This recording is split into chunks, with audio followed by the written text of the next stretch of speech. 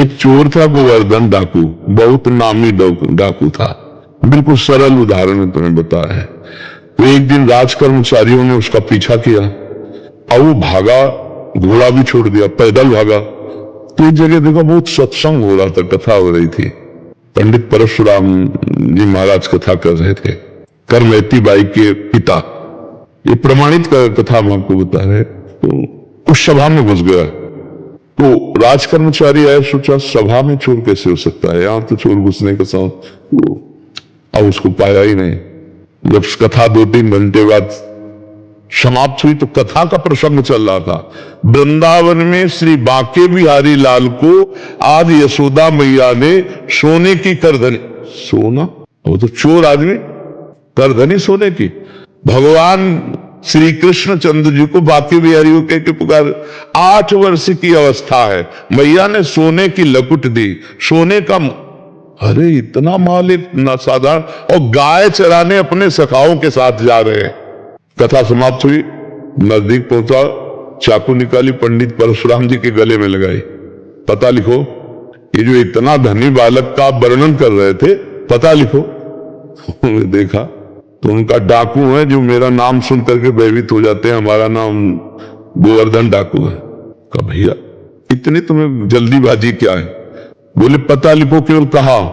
बोले मथुरा क्षेत्र वृंदावन, बाप का नाम नंद बाबा, कन्हैया, गाय चरान। तब सुनो, ये तुम्हारे जैसे डाकू उसको चोरी नहीं कर सकते, बहुत नटनागर, बहुत प्रवीण बालक है वो। तो उन्होंने कहा तुम हमको ऐसा समझते हो, अकेले अकेले राजाओं के महलों को लूट लिया है? बोले फिर भी नहीं लूट सकते, बहुत प्रवीण है। तो उनका कसम खाता हूं, जब तक उसे लूट नहीं लूंगा तब तक पानी नहीं पीऊंगा। परशुराम जी ने सोचा भगवान की अपार कृपा इसके ऊपर, पता नहीं क्या लीला होने वाली इसके ऊपर। उन्होंने कहा सुनो, हमारी तरफ से माखन मिश्री ले लो, जब तुम्हारा बस ना चले तो माखन मिश्री उसे खवा देना। हाँ ये बात भी ठीक है, बच्चा फुसला के काम चल जाए तो मारना काय को पड़ेगा। माखन मिश्री पेट में बांधी और कहा कसम खाता हूं जब तक उसे लूट नहीं लूंगा तब तक मैं पानी नहीं पीऊंगा। पर नाम क्या बताया तुमने? इतना बड़ा नाम तो? बोले श्याम सुंदर। श्याम सुंदर, श्याम सुंदर, वृंदावन, गाय चरना, श्याम सुंदर। अब भगवान का चिंतन बनने लगा। देखो चिंतन बनने लगा। और वो पैदल चल करके आया।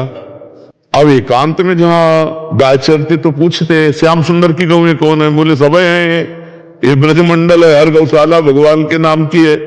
नहीं, बोले वो जो यशोदा मैया ने श्रृंगार करके चराने में, बोले वो तो कथा में लिखा है, प्रकट में थोड़ी अब रह गया। अरे बोले नहीं, पंडित जी झूठ नहीं बोल सकते। हम लोग चोर डाकू झूठ बोल सकते हैं, पंडित थोड़ी झूठ बोल सकते। भगवान तो है ना, वो अपने भगवान को तो श्याम सुंदर है ना। अब एकांत में विकल हो गया और कहा अगर कोई ईश्वर है तो मुझे श्याम सुंदर से मिला दे, क्योंकि मैंने कसम खाया है बिना लूटे पानी नहीं पीएंगे। इतने में आवाज आई एक ग्वारिया को, ए श्याम सुंदर तुम्हारी गाय इधर जा रही।